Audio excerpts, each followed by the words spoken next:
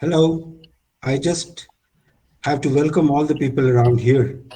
I see around 90 people, 90, 95, 99. We will hit a century in a little while. Meanwhile, I just wanted to welcome all of you on board the webinar on Printelligence, artificial intelligence in printing. That's what. So, should we start, Mr. Manoj, Mr. Satish? Shall we start with it? Yeah, we should. Yes, Satishji. Okay. Yes, we can go ahead. I would like to welcome. Yeah, I would like to welcome Mr. Satish Malhotra, who is the president of All India Federation of Master Printers, to introduce a little bit and to tell the audience as to what exactly All India Federation is all about. Mr. Satish Malhotra. Well, good afternoon to all. Good afternoon to all my printer brothers who have joined this wonderful webinar. Friends, we at the All India Federation of Master Printers, which is the apex body of the printers in the country, we are having 78 regional associations in each and every city in the country, and all congregate to form the All India Federation of Master Printers, representing more than 250,000 small and big printers in the country. Well, friends, we all appreciate that our business environment is ever transforming, and we are experiencing all kind of technological advancements, customer behavior change, customer aspirations, expectations, and the effects of digitization, and all this transformation needs that we also have to keep on continually evolving. Without evolving, we will not be able to succeed. And we keep on hearing very great areas of artificial intelligence, augmented reality, and many, many more. And we fail to understand how we are going to implement them into our business. To some of us, it appears it is jargon, but how to sit down and practically put it into use in each and every aspect of our business of printing is what we fail to understand. And today, this particular webinar, which has been curated by Manojji, who is the who has been always coming with very great initiatives, and this is one of his initiatives, the master class on print. This is the first of the series. We are going to have 6 such very important webinars in due course of time. And today we have curated, Manojji has curated, and we have the most knowledgeable speaker on this subject, from whom we should learn how we are going to step by step implement this artificial intelligence and imbibe it into our business. Without wasting much time, I would like to kickstart and over to the organizers to go ahead and proceed with the webinar. Thank you very much, sir. Thank you. Thank you very much, Satish ji, for the encouraging words. It means a lot to us to hear from a stalwart like you, and being the president of the association makes it all the more important for us to have such a thing. Now, may I invite Mr. Manoj Mehta to deliver his keynote address to the audience? Just for the knowledge, we have around 130 people right now online. Mr. Manoj Mehta. Yeah. Good evening and namaste, dear friends. It's an absolute pleasure to welcome you to the first edition of Masterclass on Print. My heartfelt gratitude to all for your enthusiastic participation and support. The All India Federation of Master Printers has always championed knowledge sharing, and with unwavering support of my co-chairman, Mr. Mehul Shah, President, Mr. Satish Malhotra, Honorary Secretary K. Rajendran, and the MCOP committee is committed to empowering minds and transforming the print industry. A special thanks to Sri Jacob George, Press Ideas, Tushar Dote of MMS, PAMEX 26 and Bharat Print Expo 2025 team for their invaluable contributions. Friends, print has constantly evolved from Gutenberg press to digital printing, and today AI is the next big game changer. Far from replacing print, AI is making it smarter, faster, and more impactful. And this is precisely why AI leads MCOP's first session. But here is the thought: what can humans do that AI cannot? So I'm presenting a video that captures that answers beautifully. Very short video. Please.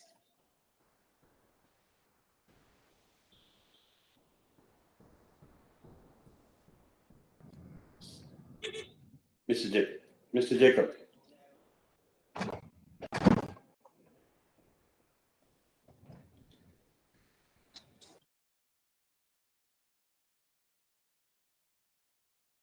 What I want to know is, what is one thing which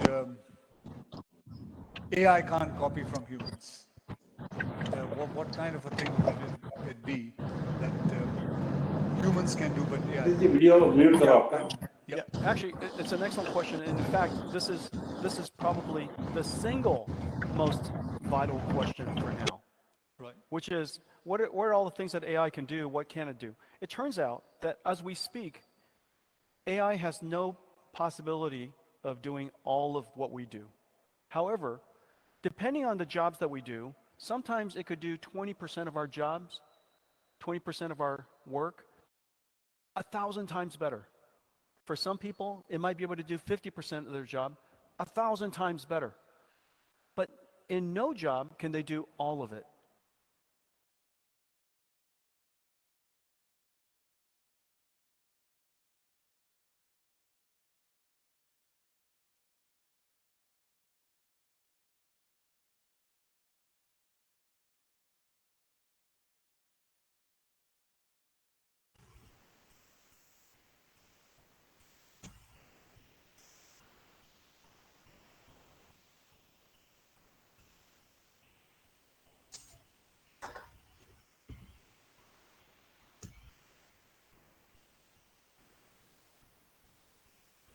Manoj bhai, your audio is muted, it seems. I already unmuted. Yeah, now. Oh, yes. AI revolutionizes print industry. Adapting and upskilling is no longer a choice; it's necessity. The Indian print industry AI market is expanding at an astonishing pace, and those who embrace this transformation will lead the future. Join us as Siva dwells into AI transformating role in prepress and design, along with fascinating look at AR in content marketing for packaging. Let's embrace the future of print, smarter, more efficient, more innovative than ever.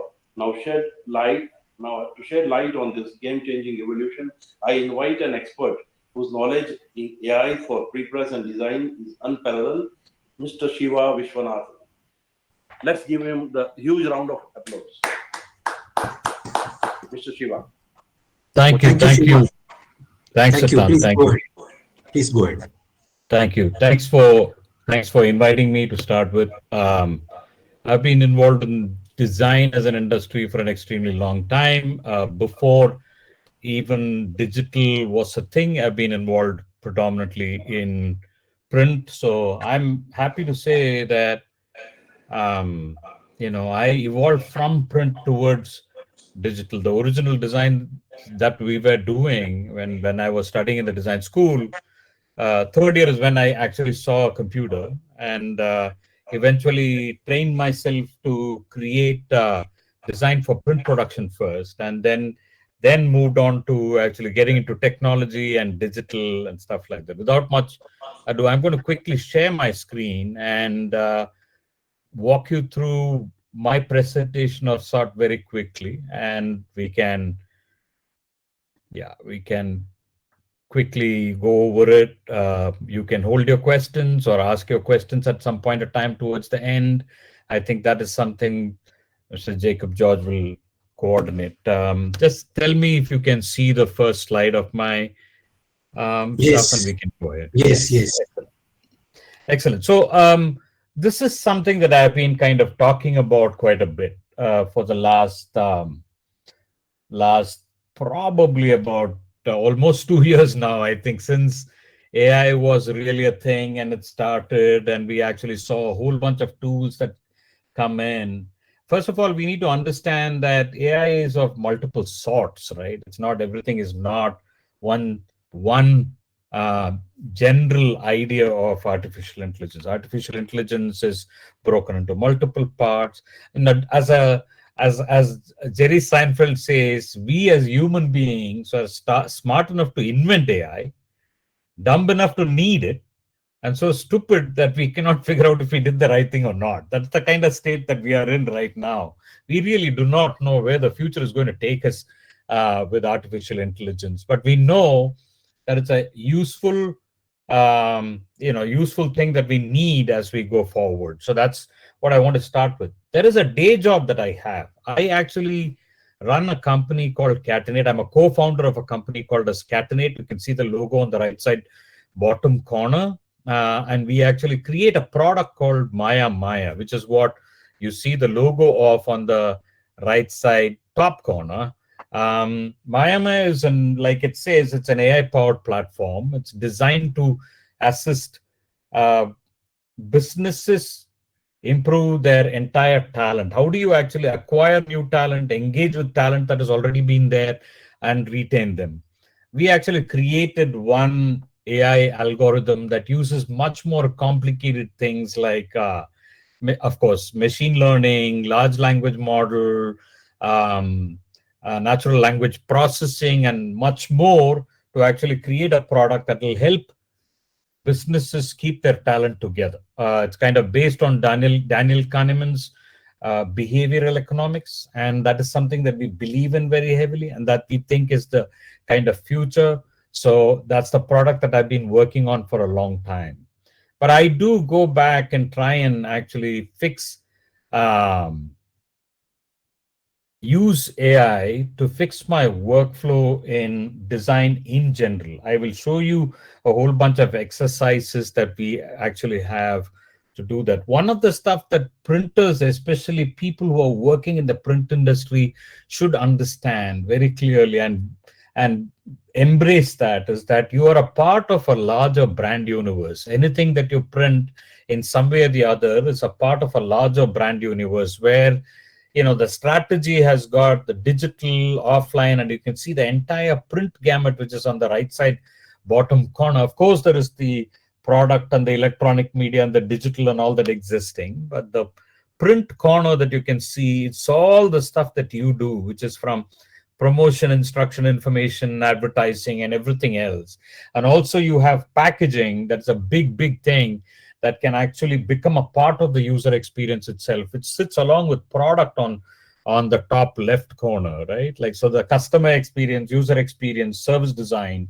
When you actually buy a product, the entire packaging that surrounds the product becomes a part of the overall experience of the product itself, and you're all very much a part of it. This is something that you should not forget, because one of the stuff that I keep hearing is that printers and the printing industry feels kind of removed from the conceptual and the creative part of the printing itself, and doesn't feel like it's a part of the brand, but it should be part of any brand, anything that you're kind of working on to create assets of sort, because you are people who are part of creating those assets, and that's important. Now, what I'm going to largely talk about is how artificial intelligence improves workflow in design for print. I'm sure you'll have small teams that are there within your organization, or use small teams that are outside that will kind of help you with your design when the design does not come from the customers themselves.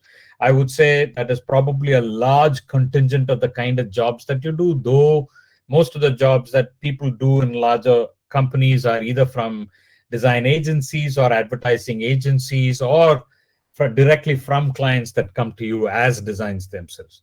But here I'm going to talk about the ability to understand AI used to improve workflow, and especially design for print. The reason I would want to say is that this is probably the best possible way for printers and printing companies and large printing conglomerates to go up the value chain to actually add services above or supporting to what you do in generally, and you don't feel like just jobbers alone who produce or mass produce stuff, but you also think about how the design has to be and how the design is done and the workflow of it all, right? Like, so that is kind of important.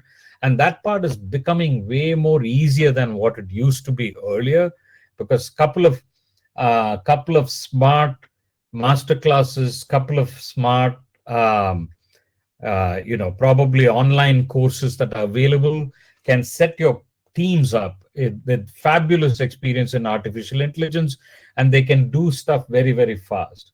So one of the things that I've been kind of working on is this process that will help us do this stuff, right? So the first part of the process, of course, is the research. It's ability to understand the business or the brand that you're actually doing the stuff for. This is a generic design process that we generally use, and it's important for even the internal teams within printers to use the same kind of stuff, right? Like, so the first one is, how do you understand the business, the consumer or the user, and the context in which your whatever you're producing is going to be used. That's the first part, which is research. The second part of it is concepts, ability to brainstorm and understand and probably think wildly about a possible idea for two parts. In packaging especially, it is the structure and the surface design. How do you actually develop a structure? How do you actually develop a surface design? And then there is the design itself. After that, how do you work on the information design, the brand, the visual design, and how do you get it ready for mockups? And the last one is, how do you test these mockups, even using AI and in person with a sample set of customers if need be, right? So this is largely what the process is. What I'm going to walk you through is, what are the kind of tools and possible AI tools and possible tools otherwise, which has got AI embedded in it, that you can use to go through this entire process. I also have 3 case studies that I'm presenting very quickly. So actually 2 specific case studies that I'm presenting very quickly to demonstrate the real speed of how you can actually proceed with doing a design that kind of works for you for production and for real use. You can take it to print in no time. So that's what this is largely going to be about. Let's first go and look at research, right? Research is kind of complicated because you've got to understand a whole bunch of things. There is one side which is from the business itself, which is actually the business of the brand, which is trying to tell you, listen, I want a package design done for this kind of stuff, for this kind of price, within this kind of price, but we want this kind of a design to it, and so on and so forth, right? That's one part of this. The other part of the research is to actually understand who will be using this, or who are the consumers who will be using this package itself, right? Like, so there are consumers who will be using it in a certain possible way, like, for example, and especially the context in which it's used. For example, if you think of food packaging that is going to be used in flights, the demands of what it needs to do are very different from food packaging that's going to be just at the side of the street, right? Like, so it's got to be kind of spill proof, easily openable, it's heatable, reheatable. All those kind of things have got to be kind of considered for something like what you use in travel. It may not be necessarily flights alone. If it's flights or trains, or nowadays you pretty much get everywhere. Even short haul buses are giving you hot meals these days. So that is the first part of the research. And there are some excellent tools that are available, and I'm actually showing you 2 of them that are there. And I'm giving you a list of these tools at the end of it, so you can probably capture the screen and keep it. But largely, if you actually look at it, there is one fantastic tool called Perplexity that gives you contextually fantastic studies, both visual and textual, on, like, for example, what you see on the left-hand side, what is the future of food packaging in specifically dry snacks or spices, right? Or fried snacks. And it actually gives you possible stuff that is there. It gives you examples and images. It actually can give you sources. It will give you what the functionality is. How do you actually keep it sustainable and good? So there is a phenomenal way in which it packages your research very well before you even get further into the stuff. The right top picture that you see, the spice packaging in India, it's a consolidation of images, really. So how the images came together. If you do have an ability to actually pay money for a tool like this, there is also a tool called Quantilope, which actually helps. It's for consumer research. It actually helps for deeper consumer research. If you have the resources, Perplexity is free. Quantilope is not. Quantilope actually provides you an ability to get quantitative and qualitative research with actual consumers, so that you can get a deep idea of understanding what the problems are. And I think right now, most of the packaging systems that we create for these kind of stuff fail because that we don't understand the mode of usage or the context of usage rather than just the surface design, right? Structurally, will it sit very well? Will it actually open? What are the problems that people face when you actually look at it? Even you and I, when we travel or when we actually use a package in a certain way, I mean, how many times have we been frustrated not being able to tear open a packet of snacks, and like if you try find it and eventually tear it, it just flies all over the place and falls all over. Those kind of problems, if you've got to sort it, talks about, it takes a little bit of innovation. So even if you go to Perplexity and ask for the basic set of innovations that have been done in snack packaging elsewhere in the world that we can think about and use, it'll give you something in no time. So the first set of stuff that I wanted to present to you was in research, which is Perplexity and Quantilope. It's a desk research only, and you can actually use consumer research if you use Quantilope and get people to interview, survey, and so on and so forth, right? That's the research part of it. Sorry, once you've done the research, you're actually moving towards, excuse me. Once you've done the research, you're moving towards the concepts, right? And how do you actually understand and better the concepts? I've got this exercise that I work I've actually presented a few times with the Print Business Outlook conference in Bangalore, in Bombay, in Chennai, and many places, right? So at one point of time when this AI thing came up, I said, listen, it'll be good if I actually take it up as a challenge. There was a friend of mine who had a coffee plantation at some point of time. I said, I'll take that as and he wanted to actually package the coffee beans in a smarter, nicer way than just putting it into some basic packaging and sending it out. So I said, why don't I use this as the case study to actually see what can I do with the packaging in less than a day? Conceptually, what can we do with this packaging in less than a day? I mean, it's important that I tell you the time, because that dramatization is what makes us understand the ability of an AI and ability of using an AI. So I started working with AI. I said, let's strategize, design, and develop a primary package design for coffee beans from South India. Of course, it is actually a place called Chikmagalur, and so Chikmagalur is very well known for its coffee. First coffee actually started out in Baba Budangiri, which is supposed to be next to Chikmagalur, and Chikmagalur is where the first coffee plantation for India really started. So, and then I actually went to ChatGPT and started with a prompt, which I said, the prompt engineering is a great way to kind of understand this better. So as a brand owner, I want you to generate a brief for a small batch exclusive South Indian coffee from a single estate in Chikmagalur. But before starting on this, ask me 10 questions about the brand to write the brief.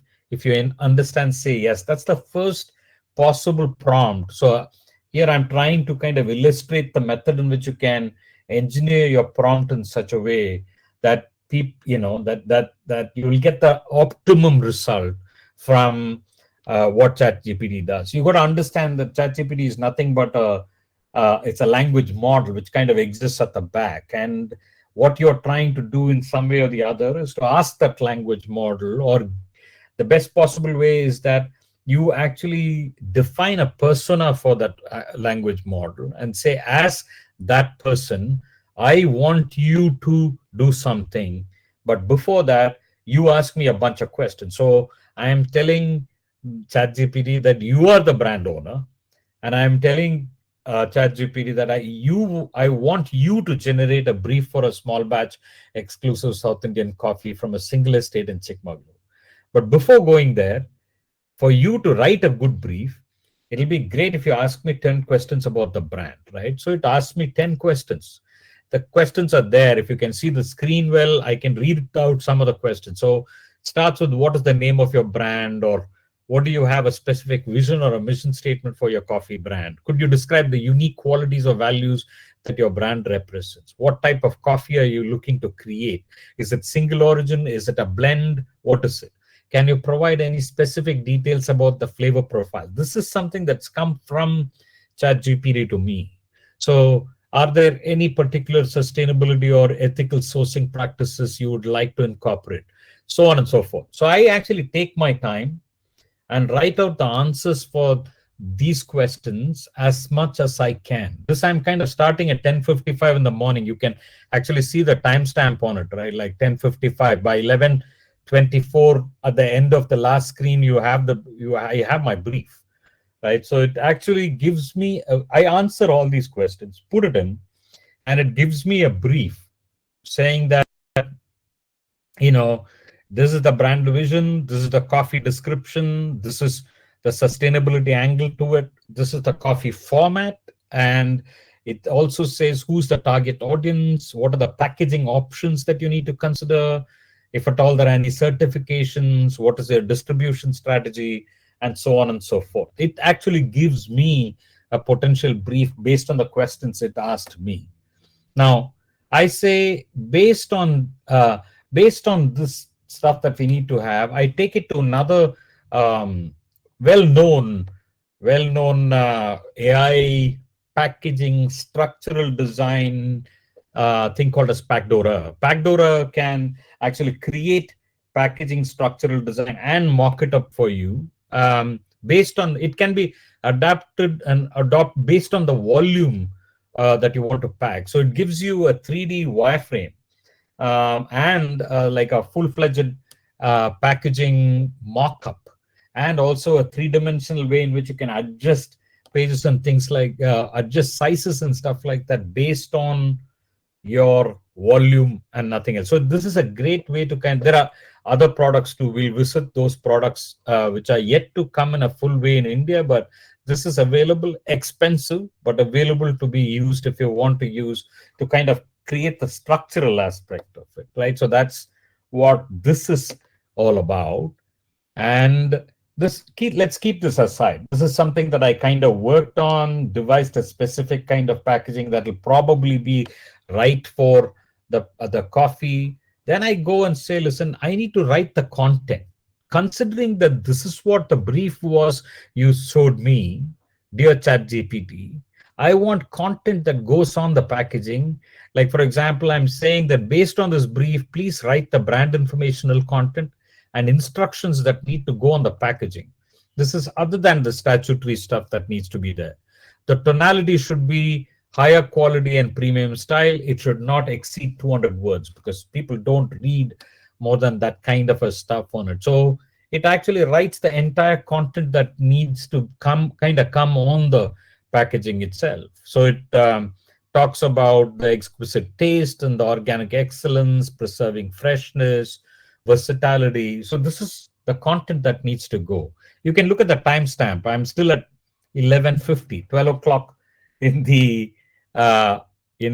afternoon on the same day, right? And while I'm at it, I'm also asking ChatGPT to suggest a bunch of names, which is like, it's called Kempamane. Kempamane in Kannada means it's a red house. And this coffee is the red house in an estate. It comes from that estate. So it's called Kempamane. But while I'm at it, probably we can change the name. Can you give me options for other names that can be there? And you can see in the rightmost screen, it lists down a bunch of stuff. which I did not like any of them. Neither did my friend who owns the coffee shop. So, sorry, the coffee estate. So we didn't bother about it and went with Kempamane. So that's largely what we are working on. One of the stuff that we also decided while we are looking at it, which is around 12 in the afternoon, is that there are 3 design principles that kind of needs to shine out through what we do as a packaging. One is the concept of authenticity, because it is authentic, good South Indian coffee bean, and we don't want that to go off. And the authenticity comes by actually showcasing in some way the source itself. That is something that we were conscious of. Where is it coming from, and how authentic is that, right? The second thing that we wanted to talk about was the tradition associated with coffee, right? There are lots of traditional stuff, and there is a legacy to how coffee is used. Coffee is, especially in the South, it is like coffee is used as a daily ritual almost, and it's important, it's of a certain quality and so on, and that tradition needs to be kind of reflected. That's a second design principle.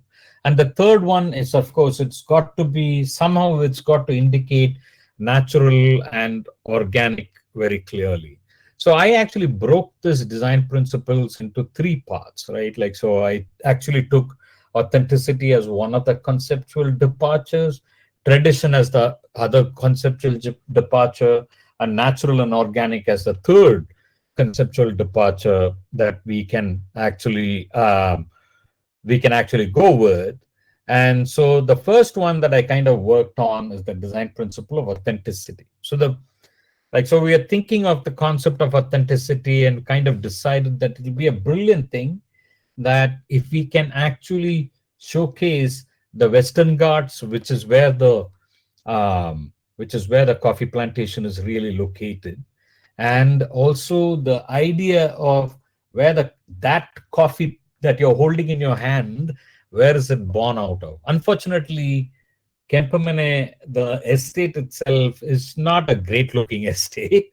Other than coffee plantations, there is nothing much in it. I mean, there used to be a red house, not anymore. So we said we'll probably create a place which is actually close to an authentic idea of what it is. So I wrote this prompt for Midjourney. Midjourney is yet another artificial intelligence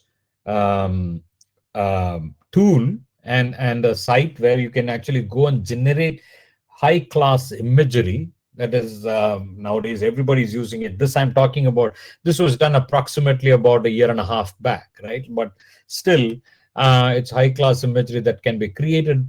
So I go and write a prompt that says a photorealistic drone shot landscape of a coffee plantation in the Western Ghats of South India, with a traditional Indian red house in the distance, with pretty clouds in the sky on a sunny day. AR is aspect ratio, so I'm actually giving it a vertical aspect ratio of 9:16. Now I can modify this to an exact size if I want to. I can do anything I want. I can actually create a larger one, I can create a smaller one, and so on and so forth. And the idea of seed is, seed is a kind of a stamp that goes on what I generate, so that if I want to modify it ever so slightly, I can go back and give that same seed. Then it will go and fool around and modify it in a smart way that actually will create, will create a better version of it as you go. So eventually, when I give this to Midjourney, what I get is this. I get a bunch of options. Unfortunately, AI is not as smart as you think it is. On the left-hand side top corner, you say, since I said a drone shot, let's put a drone as a part of the picture, which is a very dumb idea. It's just not a great idea, really. But it eventually gave me what is on the right, which actually I refined over time and defined it to a certain extent of what is on the right. We took that picture and I realized that we can extend the picture to as much as I want to actually showcase more. Like tomorrow, the format changes to something more horizontal. I can extend it as much as I want, and so on, to create newer formats and newer styles. Newer assets, brand assets of sort. Like, for example, imagine this is on the packaging, but later it's got to go on a large billboard outside the estate itself or in Bangalore, it's possible that we actually create much longer versions using the same picture. You can extend it. It's actually called as outpainting. So you can increase the canvas and outpaint further into the canvas as an extension of the same picture.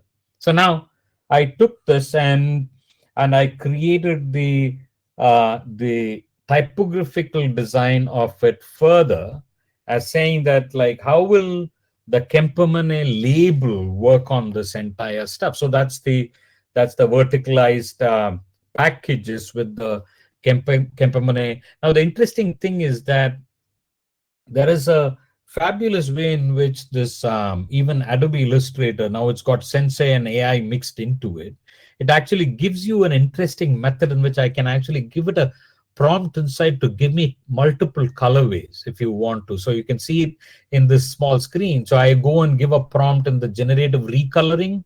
So just that label, I said, listen, can you actually give me a natural and earthy hues that resonate with coffee, chocolate, and plantation landscape? So it gives me a bunch of options, and I use one or two of them, but largely it does that within Illustrator. Now, Adobe Illustrator, Adobe Photoshop, the entire Creative Cloud has got AI, or what they call as Adobe Sensei integrated into it, that's being used pretty smartly by designers and to actually create multiple options extremely quickly. However, what you should keep in mind is the fact that this is not possible by AI alone.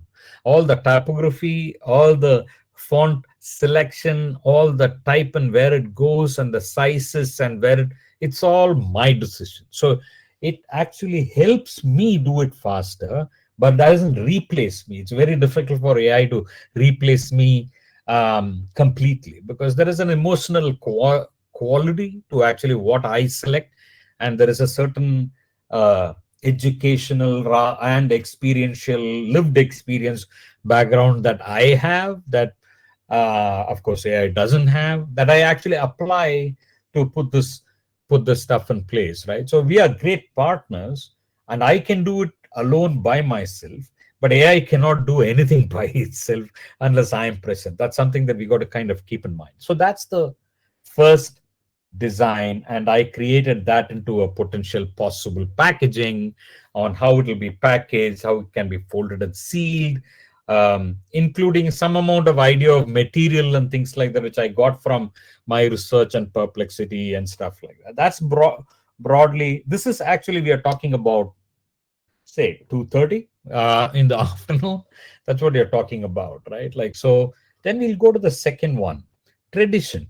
So one of the stuff that is known is Yakshagana as a dance form or a theater form is known very well in Karnataka, at least in the Chikmagalur, in this area, right?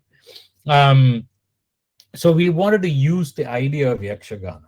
So if you actually say a close-up of Yakshagana performance in red dynamic brushstrokes, watercolor with color splatter on a clear white background, and if you actually create that kind of stuff, and we say the same thing, like for example, stylization --s is stylized, so I give it a 50 stylization, which is kind of halfway. You go and, as an AI, you go and stylize it more. I don't want to keep it 0, but you keep it as 50, stylize it as much more as you want. So I get images that are like this, Yakshagana performer images. I don't think it's very authentic, but it's close, right? Like, so I kind of use one of these and the bigger one that you have and create the next one, which is the Kempemane, same packaging, but different design and different surface design and different style. And that I have the second. And then the third one is natural and organic. There is a French painter called Rousseau, Henri Rousseau. So I'm a big fan of Henri Rousseau.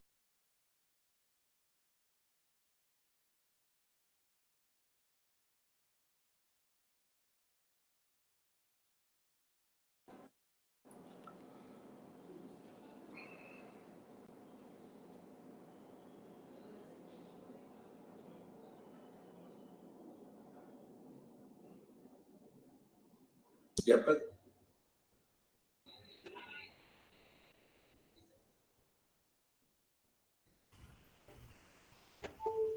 I think. Oh yes, you're Sorry, back. I'm back. No, I think I lost you in between.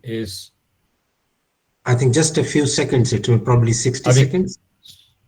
are we connected again, Mr. George? Yes, Sorry, I had a yes. power failure and I kind of lost in between again. No problem. You are still collected back. Good to go. Good to go, sir. Good to go. You can hear me now? Is it all good? Yeah.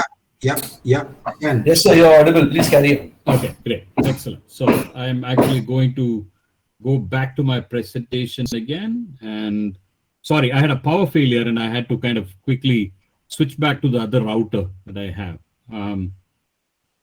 I can't hear you. that's okay. That's yeah. okay. No worries. I can't hear you at Everything all, is under Jacob. control.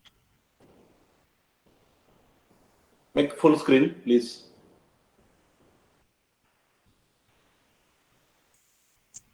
I can't hear you. Can you hear me? Yes, you can. Yes, you are audible. Yes. Okay, but I can't hear you for some odd reason. That's the We thing can that is we can worrying hear me. you, sir. We can Are hear you you on very mute by clearly. any chance? No. Just give me a second.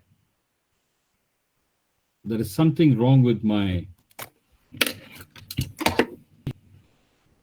Okay, can you hear me now? Can you say something, Jacob? Yes. Yeah, we can hear you. Okay, I know that And here. you can hear me. My worry is that I can't hear you at all. So yeah. All right. Let me quickly move to the next part. There you go. Then there is the pen and ink watercolor illustration of coffee plants, flowers with a forest background, with butterflies flying around, monkeys and trees, the style of Henri Rousseau. Again, 9:16 is the aspect, and I've given S50 as the style. So you eventually get this kind of an extremely stylized, beautiful imagery. And I take this imagery again and create the next possible packaging for it, which is what that looks like, which includes even marking up stuff like a cup, which you can mark. This is slightly different from a structural perspective, and that's broadly, that's broad.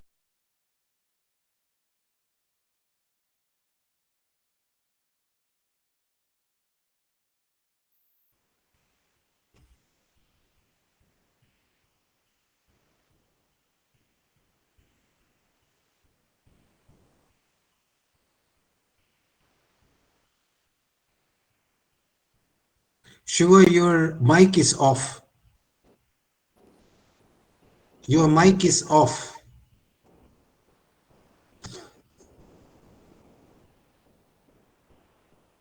Shiva?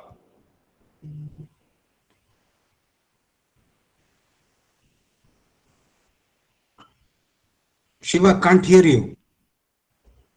Jacob, call in. Yeah.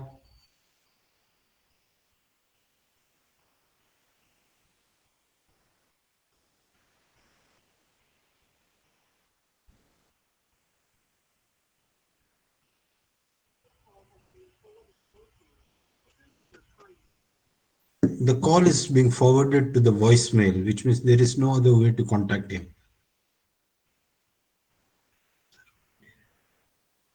Sir, can't hear you. Shiva? Shi-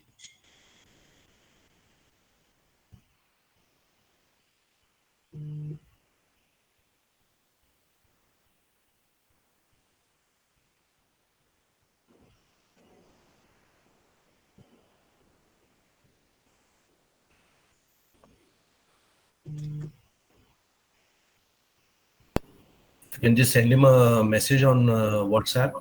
I'm doing that, but he's not looking at the phone also. I did send.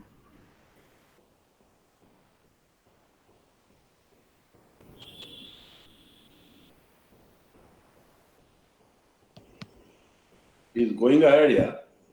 Shiva, I can't hear you. Shiva sir, I have requested to unmute also. If you can see a message on top, I guess.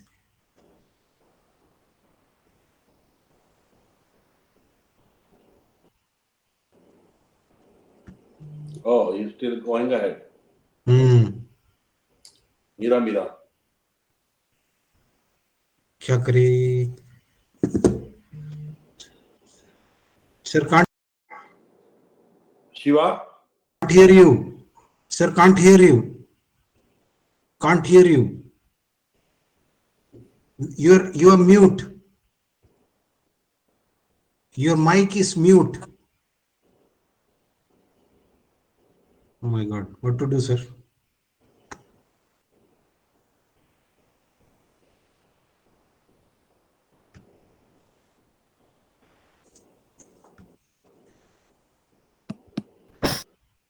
Shiva? He's not answering the phone. No, it's going into the voicemail. Oh God. Shiva?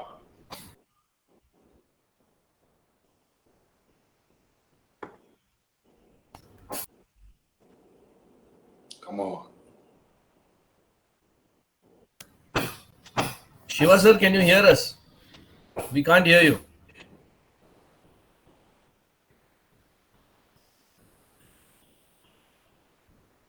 He's on. What to do, sir? I don't know. Is there a way to stop him? Send him a message on the private chat. On the. I've already sent that also, sir. Then why isn't he?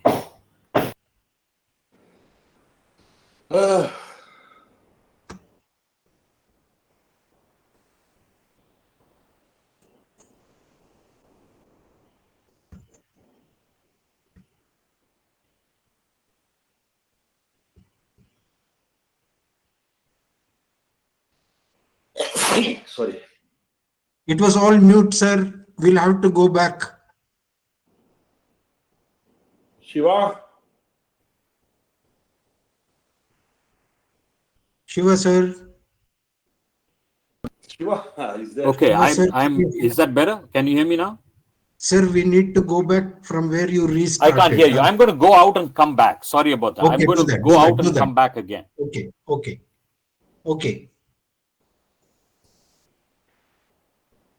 Sorry. Sorry, all the attendees. Extremely sorry. These kind of hiccups sometimes happen.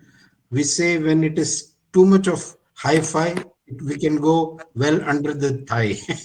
Anyhow, so please bear with us for a while. Shiva will be back in just a few seconds, hopefully.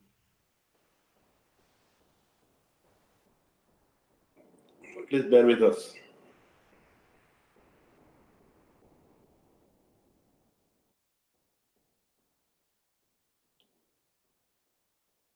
Very interesting. Sir, our audience, we have a lot of audience. We Yeah. have, in fact, a full house, to be precise. Sorry, can And where yes. we left off? Yes. Where did you lose Doesn't me? matter. No worries. Let's go back to the point where you restarted after the power failure. Okay, we'll start there. That's fine. We'll do that. Okay. So I tried to call you. I sent a message, but anyhow, doesn't matter. Oh, I'm Just- on do not disturb on the phone. I know. It went into the any voicemail. It's okay, sir. Please go ahead. That's fine. So I think we were probably Jacob, will you just help me where we were? Do you think did you see all this? Did you hear all? You're not presenting right now. You need to present. Okay, let me actually add that. Yeah. Stuff in first. Just give me a second. Present. Share screen. Entire screen. There you go. Okay. Now you can see my screen. Yeah. Go back. Still back. There. Yeah. Somewhere here. Correct. Okay. So let me actually start from here. That's probably a better place, right? Like so.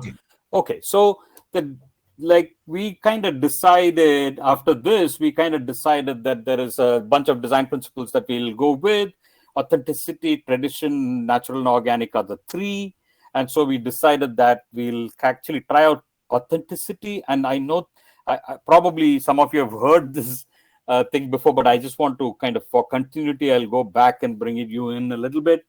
Authenticity was about the idea of actually where is the source. So we worked on this idea of a photorealistic drone shot landscape of a coffee plantation in the Western Ghats of South India, and like a traditional Indian red house, so that's what we actually wrote as the possible prompt. And once we wrote as the possible prompt, we actually created, I created these images. I also indicated that how dumb AI can be at times, that the left-hand side top corner, you also have an image with the drone in it, because I said a drone shot. But and then we actually zeroed in on one of the images. We thought about extending it tomorrow. If you want to extend it to multiple formats, you can do that too. So extending the images is a possibility. And we can actually use Adobe Illustrator to do the typography, which is what I've been kind of working on. This is my own work and not the AI's work. Both of us are great partners, but not necessarily. AI is not a great individual contributor. I could probably be a better individual contributor. AI cannot be a individual contributor, not right now at least. So there are possibility that the prompt-based color-based selection is given to you. AI does that very well within Adobe Illustrator and all the Adobe tools. And I actually used some of these color palette and eventually created packaging number 1. Similarly, I actually thought about the tradition and used Yakshagana as a concept, where we actually use watercolor and Yakshagana and created these portraits of the Yakshagana performer, took one of those and actually made it into a packaging number 2, pretty much in the same structure and so on. And the last one is natural and organic. Henri Rousseau was a French painter, and I like the style. Now, AI doesn't know that I can associate this French painter's work with a certain idea of illustration. And then I actually did this as a prompt, and you get this beautiful pieces of work like Rousseau's work. And I use that to actually create a packaging which is structurally slightly different, but it can create a packaging. Like you can actually mock up the coffee cup also along with it, or the coffee paper cup that is there. And then I used an AI product to actually make a pack shot for this. You can actually create a pack shot out of it. This is using another AI. I think the tool name is there somewhere at the back. When we get there, I'll point it out to you. But this is what it can really do. So in a matter of a day, like from actually morning 11, 10:50, whatever, to about 4:30 p.m., I have 3 options. Now, will I actually take these things to final print? I don't think I will. I'll probably work on it better. But the point is, it gives you an opportunity to think much wider in a very, very short period of time, that I can actually go till the end of a potential product and, keep it or ditch it, because it didn't take me so much time to do this stuff. I can actually say, this doesn't work for me. Let's try something else more. Actually, if you use Packdora smartly, I can even mock this up in no time, absolutely in no time. So we are actually trying to run workshops of sort that will help us mock these things up in small, in studios of sort, get it printed, cut it, mock it up, and see it actually how it works and stuff like that. And all can be done in less than a day or 2 at the most, even if you're printing and mocking it, right? And that's the smartness of using AI. That's not the smartness of AI, that's the smartness of using AI. So I've been using generative AI work further for my products alone to kind of create, whether it is characters within screens or whether it is collaterals and how we use the collaterals at all. And we've been using, like you can see, like even Maya, the product, most of the images which are there on the right hand side are generated out of Midjourney and used with the style templates. Now, this entire thing is fed into Canva, that my team can produce any number of collaterals as needed, and that's what is kind of showcased in all these, right? Like, so it has become a versatile part of a brand tool, like how Creative Cloud was. Creative Cloud still is. Creative Cloud is as a part of the stuff. AI and generative AI ability to use imagery, color palette, some amount of typography, all that is a possibility to use AI to kind of get this stuff done. I've also been involved in doing a lot of theater posters because that's a non-critical way in which I can try and use AI to and better myself in prompting and using AI to create imagery that is interesting. So that's what I have kind of used here. These are all very old, probably, it's January 2023 if you see the date. So, but the image on the left, for example, it's for Edgar and Annabelle. It's a theater, it's a play that is about two spies who are married, right? Edgar and Annabelle are two spies who are married.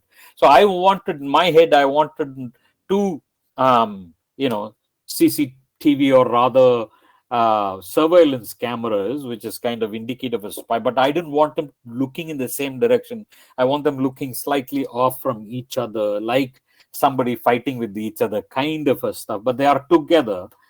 I would have never ever gotten this image if I've got to kind of do this by myself, right? Like I do not know whether I would want to spend that kind of a money, effort, time to actually put this, but it took me hardly about 2-3 hours work to actually generate that image out of Midjourney.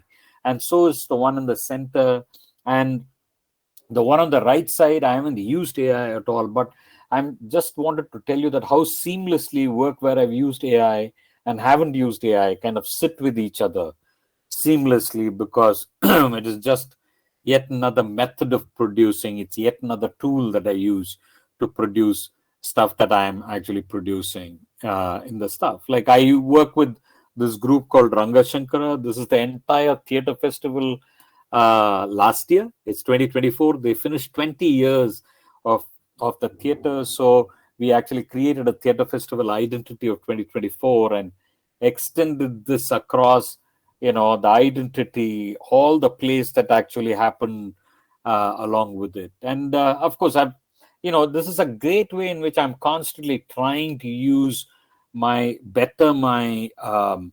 prompting techniques and stuff like that. And worst case scenario, I'm going to lose being able to make a poster. That's all.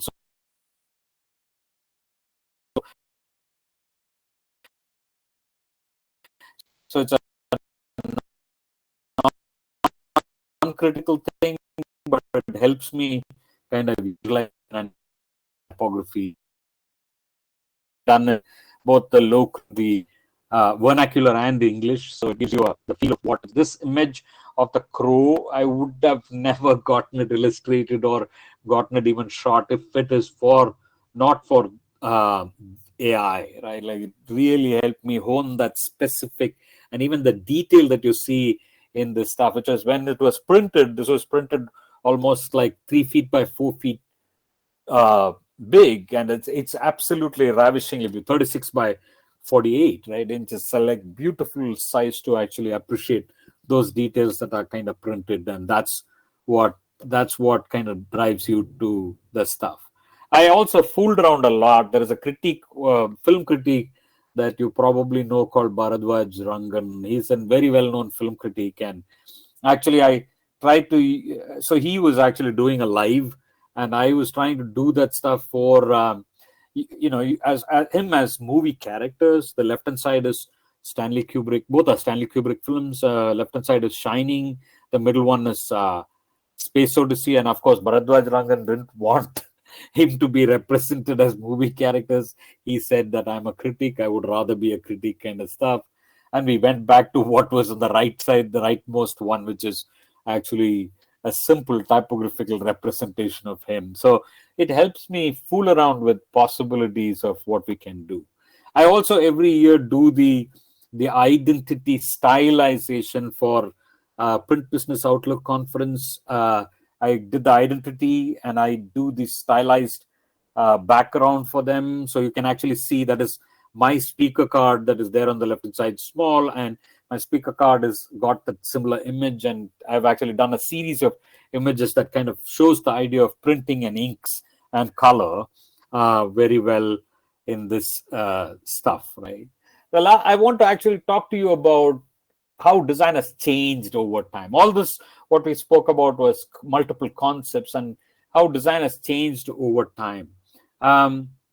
Now the ability to create much stronger, even typographical designs have become great. Like, so not even last year, I'm saying this January, I got invited by BMPA in Bombay Master Printers Association, to actually do a presentation, and their theme was Be Unstoppable, right? Was their theme. So as again, an exercise, a quick exercise of demonstrability, I took that BU and I said, like, if it's being unstoppable, how can we, what if we create a brand and a packaging thing for, like, say, something like an energy jelly with the stuff. So this is BU, which was handwritten, and how it was, BU was converted using Adobe Firefly to a multiple kind of textures if you want to, which is actually takes no time, absolutely no time to do that. And then eventually developed a series of packaging stuff to show that it is possible to do energy gummies called Be Unstoppable. That is that kind of looks like that's kind of look like this, right? Like, this is all demonstrable usage of AI to do actual packaging and authentic packaging, and how you can take it to print pretty easily. One more tool that I use for this is something called a Esco Studio. Now Esco Studio is not available in India yet. I kind of fooled around with it, really didn't use it, but fooled around with it.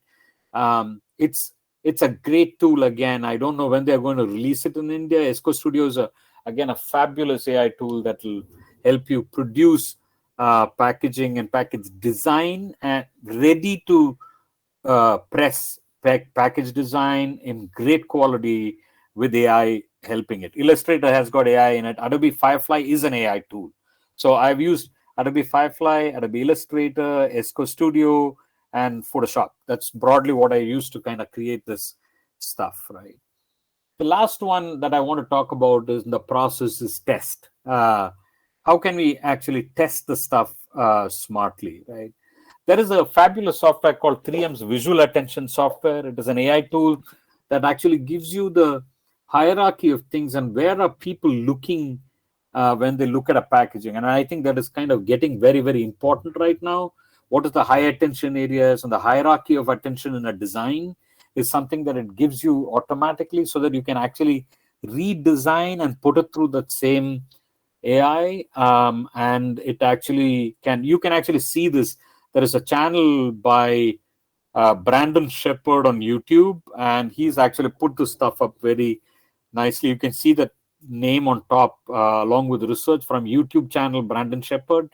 So you can go and take a look at this stuff. It's a really beautiful AI app. It's expensive, but it's useful for actually testing out designs to see whether it will work or not, right? So that's what the testing aspect of it. So going back, again, if I go back to the process, I've used research, I've used Perplexity AI and Quantilope and Quinn, and for concepts, I used ChatGPT and Midjourney. For design, I've used Adobe Firefly, Illustrator, Photoshop Sensei, and that. And for testing, I've used 3M Visual Attention software and also ChatGPT to create surveys and stuff like that to put things on the thing, right? Like, so this, if you can take a screenshot of this entire lot, just give me a second. Yeah, this is the old list, but I'm using it from there. But this entire thing, if you can take a screenshot, this is the list of stuff that says what I used for what. Like, for example, that Pebble Lee, that pack shot that I talk about is Pebble Lee, which is somewhere in the middle. You can take a screenshot of this and try these GenAI and LLM2 used. Left hand side, the QR code that is there will probably take you to all the list of things that I do, my websites and my blogs and stuff like that.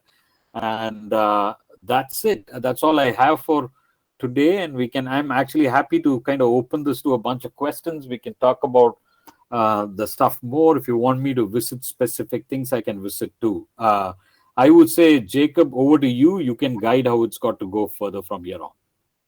Thank you very much, Shiva. This has been an enlightening set of information that you shared with us.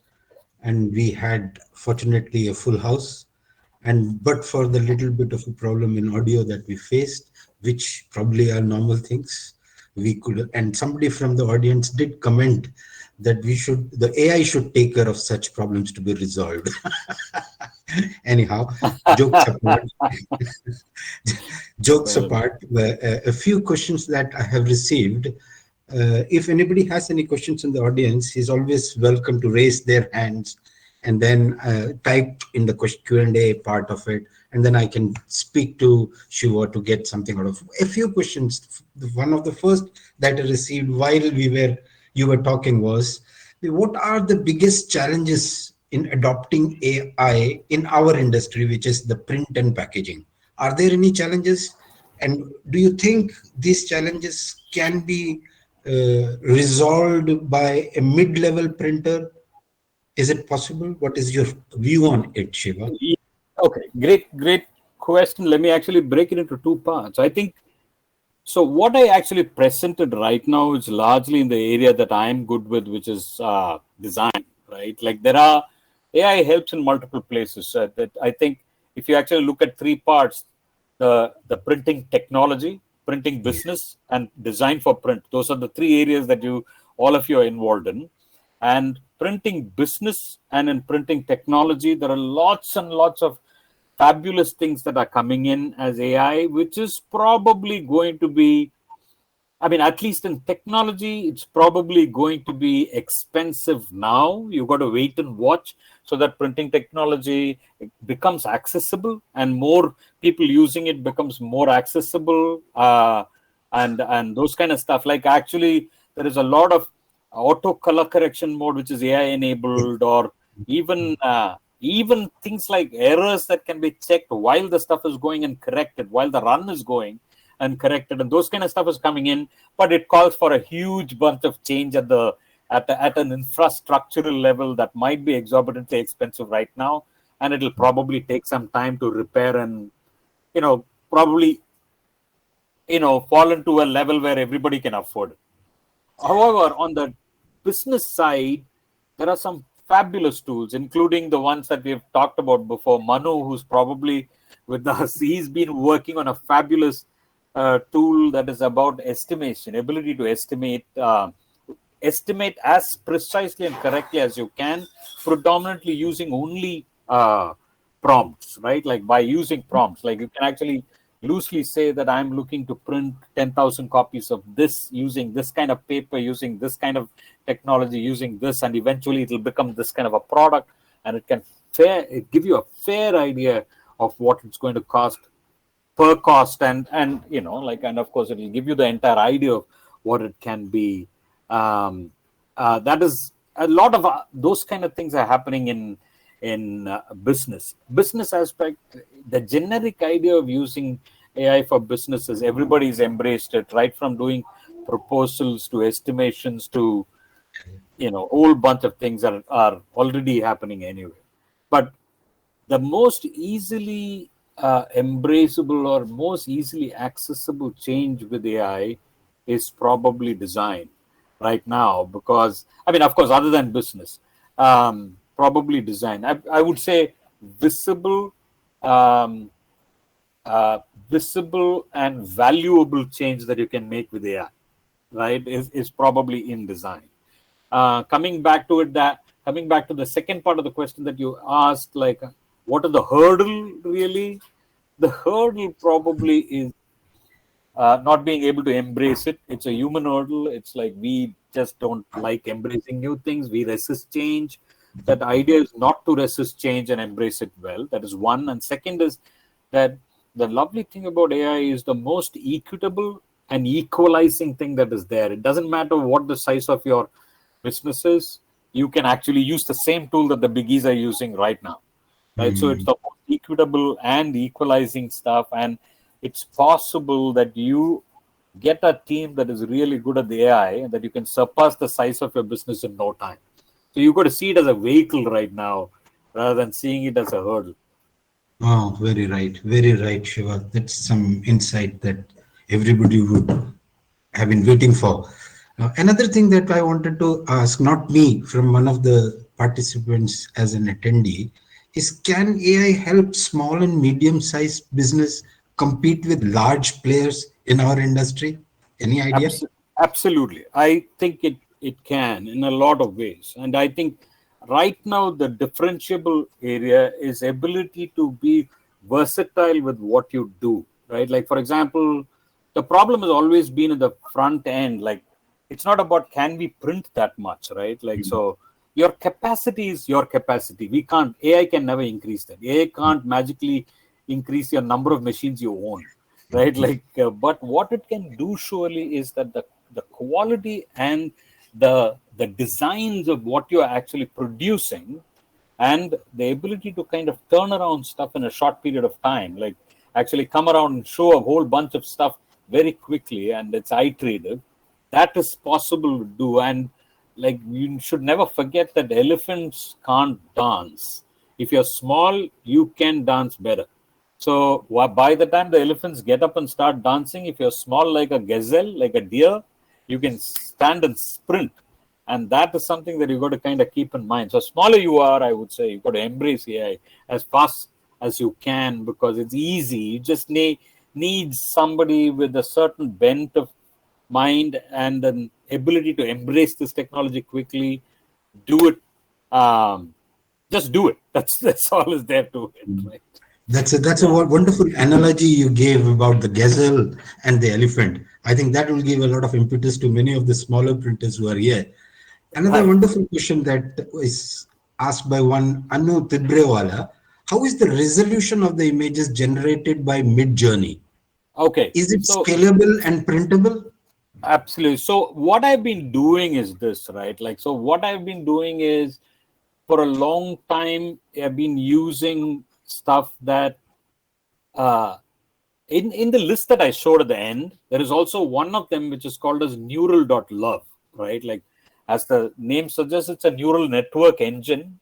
I don't know why they've used a .love extension, but it's basically what it does. It actually extrapolates and increases the size. So every time you put in an image, it gives you a 4x of the image immediately. I mean, in few minutes time, and it costs nothing.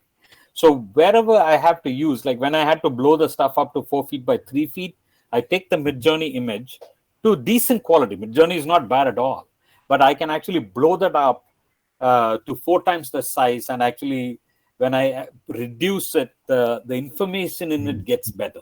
So you can do that any number of times because it extrapolates very well. So there are photo enhancing AIs. That's what it's called right now. There are enhancers that are available that will blow. You can use as much directly. You can use it for actually up to, I would say, up to an A4-ish size.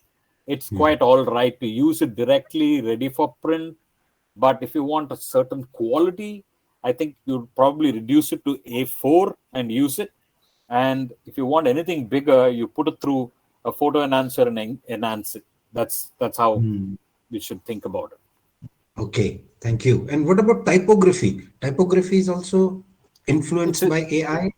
No, it's really poor right now. Typography is one of the places that it's not worked as much as it has got to work. Even words inside the stuff, it doesn't understand things very well. AI is still falling back a lot in typography. So the closest that we've gone to in typography is people like Monotype have actually created an AI that will give you, and I think Google is working on something too, that will give you good combinations of fonts that are there, like what can you use for header, what can you use for body.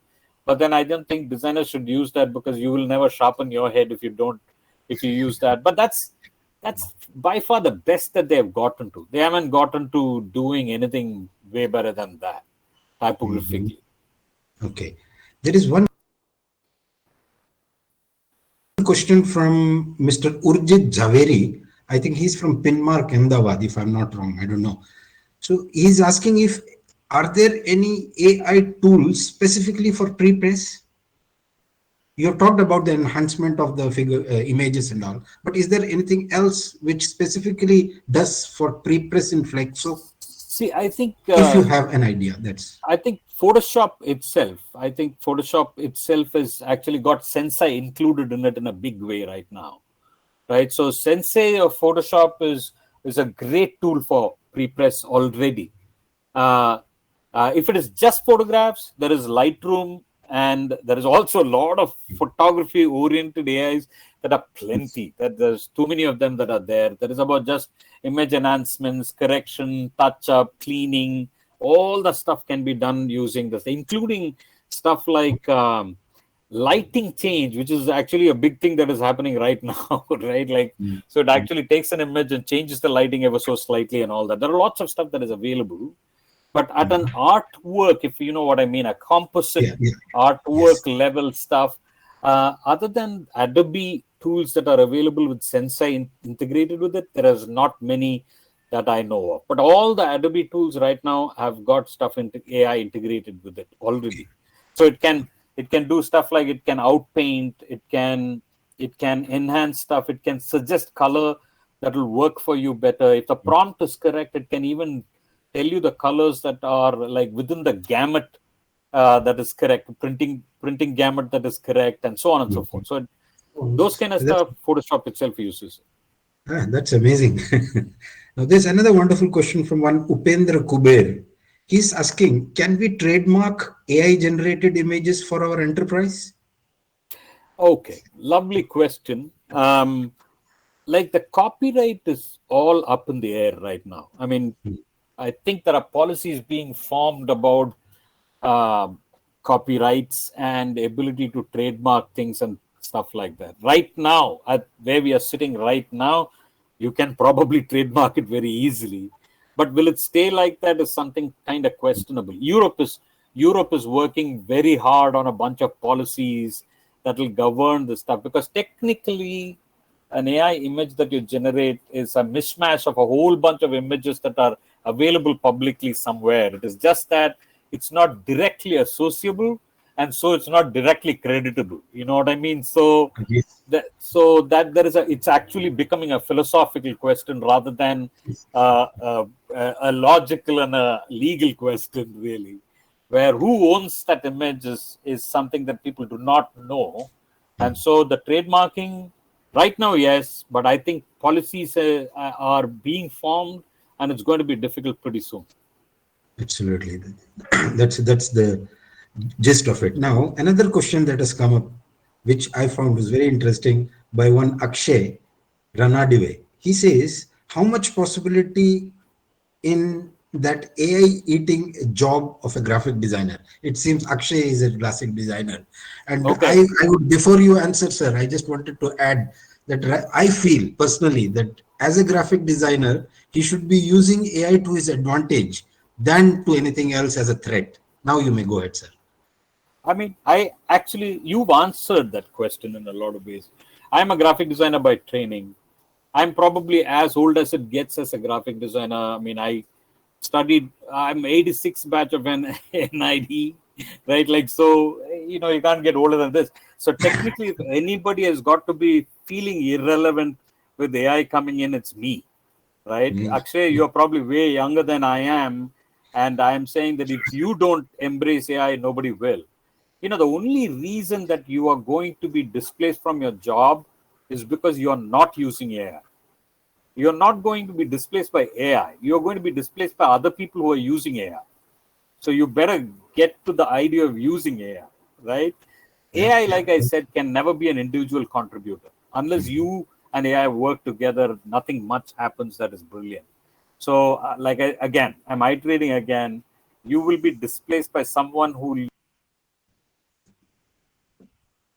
uses AI better than you, you won't be displaced by alone. I think there was a little bit of disturbance in between while you talked, but that's okay. I think we were able to answer the question well. Okay. Now there is another Yeah, question which is yeah, coming up. Just a little bit technical. As a printer, how can one reduce paper and ink wastage with AI? I mean, it's just typical. I don't know how you will answer it because you must understand that we have all printers So- here. Perfect. No, I understand that very clearly. But I think one of the stuff that I know and that can be done, I am not commenting on ink because I do not know that tech so well and that part of the tech so well. But one of the stuff that I know that people have been working very heavily on is paper optimization and waste minimization in paper, right? Like, so right now the ups are kind of very, especially in cases of complex packaging, it's a little bit erratic. You can hear me well, right? Yes, Jacob? yes. Yeah, okay. You can hear it. So it's a little bit erratic, and I think with AI, it can do a fantastic method in which the material that you're actually doing the stuff on is optimized very well. That's the only way I can think of saving the stuff. But I can guess what will happen in ink, right? I can kind of guess what is going to happen in. I think one of the stuff that we do is, like, for example, when actually a CMYK machine paper runs through a CMYK machine, probably the ink is pretty much the same that you want to kind of use for everything. But based on the density of the photograph, or rather the imagery and the text and everything else that is there in the design, if in the future the machine's ink inflow could be optimized as you go, and that is something that can happen very easily. But like I said earlier, it might be really expensive in the beginning, and hopefully once more and more people start using this tech, it will go cheaper. This is guesswork, not that this is happening. Absolutely correct, sir. Another question was one Veeranathan from Tamil Nadu. He says most of the printers and designers using only Corel Draw. Is it having AI facilities to do the jobs like that possible? No, CorelDRAW is not a great tool to use. People should embrace and move out. I know that it's a vector package. Okay, let me clarify this, right? CorelDRAW has got like it's a vector, and there is a publisher inside, and there is also a photo editing software in it. But broadly, people use the vector package of CorelDRAW, which is equivalent to an Adobe Illustrator, right? That's what people use. But CorelDRAW is not as industry friendly as it should be. The only thing is that it doesn't have the problem of actually paying exorbitant license fee as Adobe. We've got to pay Adobe. But there are lots of interesting tools that are coming up on the internet nowadays, which are probably going to displace CorelDRAW very easily, and displace even Adobe too. You never know. One of them is Affinity. There is an entire suite of stuff called Affinity. Take a look at it. If Affinity works, you can be the first mover. If you can actually learn Affinity, and it's the tool UI, everything is like the other tools that we have seen, nothing fancy. But Affinity is a one-time fee. Again, it's not like a recurring thing. So it just might work. I'm not really sure. I'm extremely happy with, because I can afford it, I'm extremely happy with Adobe Creative Cloud, because Adobe Creative Cloud actually gives you the best possible newest AI thing integrated in it on a kind of a daily basis. I get updated, and that is fabulous. But Affinity could be the next option. Wonderful. I'm just taking a step aside and then still moving forward. Gautam Seal, who is in the audience, is asking as to how data science and AI are related. How closely are the two related? Brilliant. That's a great question. Actually, every possible piece that exists at the back to actually create a large language model, which is what artificial intelligence is dependent on, is data, right? So data science as a practice is the fundamental thing that actually creates an artificial intelligence engine, right? So data science is AI. So actually, as if data science was like a adolescent, AI is the mature 60-year-old of the same thing. Wonderful answer. Wonderful answer. Now, I have another, getting back into the printing sphere once again. There is a very interesting question from one of the panelists, in fact, co-panelist, Mr. Manoj Mehta. He asks, will AI lead to the decline of traditional printing, or will it create new opportunities? Now, before you answered the question, I just wanted to add that when we started off thinking in terms of these webinars, and the first one Manoj wanted was on AI, there was a little bit of murmuring in our association, talking whether, why are we after AI? This is going to make us lose jobs in the printing industry. Is it really worth it? And things like that. So now the question is, AI will lead to decline in traditional printing, or will it create new opportunities as it has been all these years? Technology, as far as I know, has always been creating opportunities, and so businesses. Please go ahead, sir.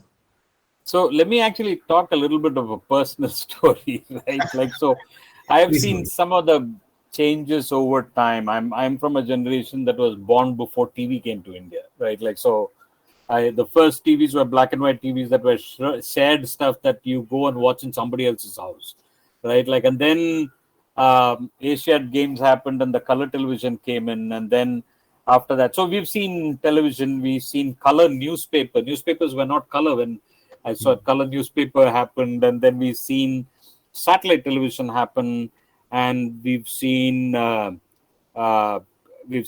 internet, we've seen computers, internet, and so on and so forth. Now till AI. Every time a new thing comes, they say the old one will be killed, right? Like every time something new comes, they say that's the end of the old one, right?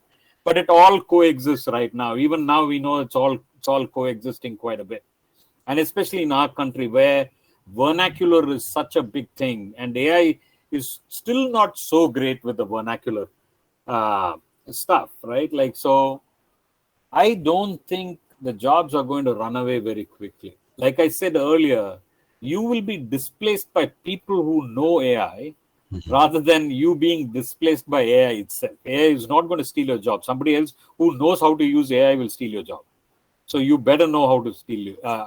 No, you better know how to use AI. Is what I would say as the answer. By itself is, I think there is probably a roadmap of about 10 years before that kind of stuff happens, right?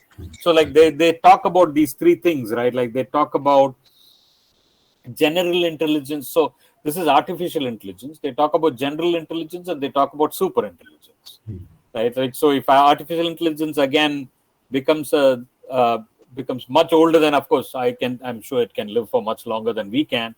But as it lives longer, it will become general intelligence. Already there is a lot of work happening on general intelligence, which includes some of the stuff that are early parts of it. We can see already called agentics. Agentics are, till now, you give a task and this one used to do it. An engine used to do it. Agentics is actually, it can do a set of tasks by itself, right? Like that's what is kind of starting right now. But even that, I'm saying that there is an origin of a process.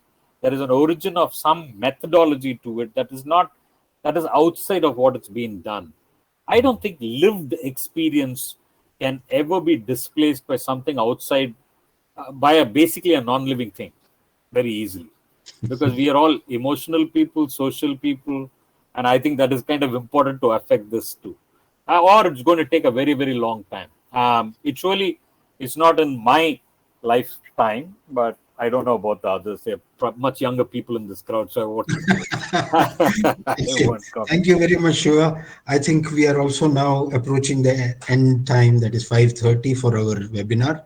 Let me personally, on a personal level, thank you on behalf of the entire team as well as the audience. And our friend Mr. Mehul will now give you the vote of thanks.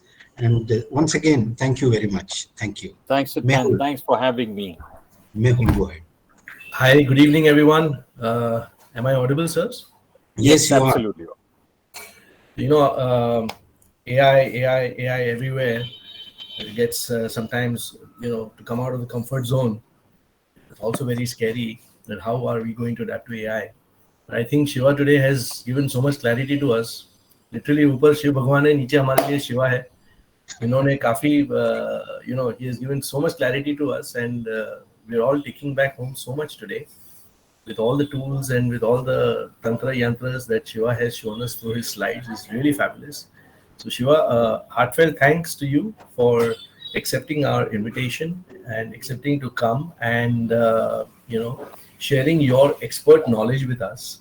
It's really shown us the way forward on how to imbibe, how to embrace AI in our businesses, and I'm sure that it's really going to add so much value to all of us if we are going to adapt AI the right way.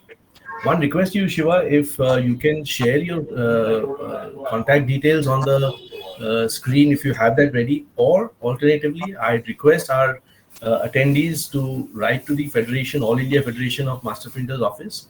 We can share Shiva's details with you. So if you have any more doubts, you have any queries, you have any questions, you have any suggestions, you can always write to Shiva, you can write to the Federation. We'll be more than happy to, reply to all your queries. Yeah, I've left the screen on in case in the meantime people want to get the QR. You can see all my contacts in that, at least most of it. Great. That's wonderful. So yeah, finally coming to the conclusion of this really insightful and engaging webinar.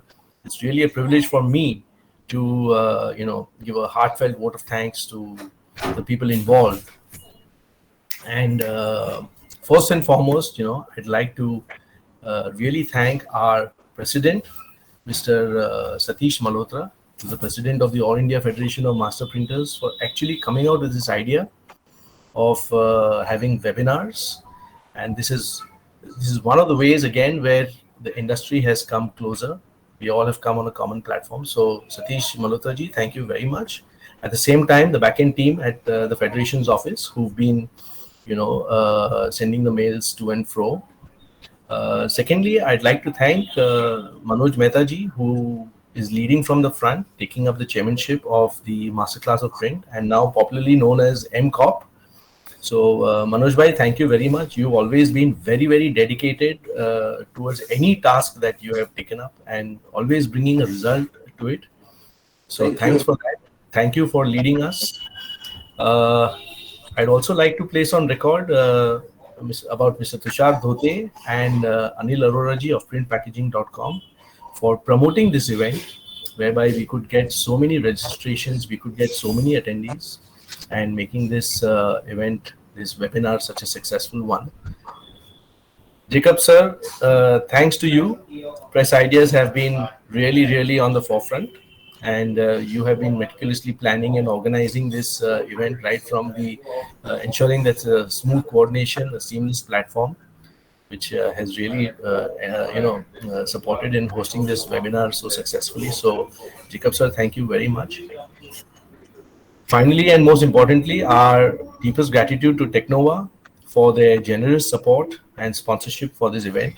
Heartfelt thank you to Sri Amit Khurana ji, who's the CEO of Technova. Really thankful to you, sir. And the audience, without you, you guys have been such a fabulous audience with all your patience, with all your wonderful questions and challenging questions. Without you, this webinar would definitely not have been successful. So once again, I conclude this vote of thanks, and thank you so much, each and every one, for making this a really successful one. And we look forward to having you all over again for the future webinars. Over to you, Jacob sir. Okay, thank you.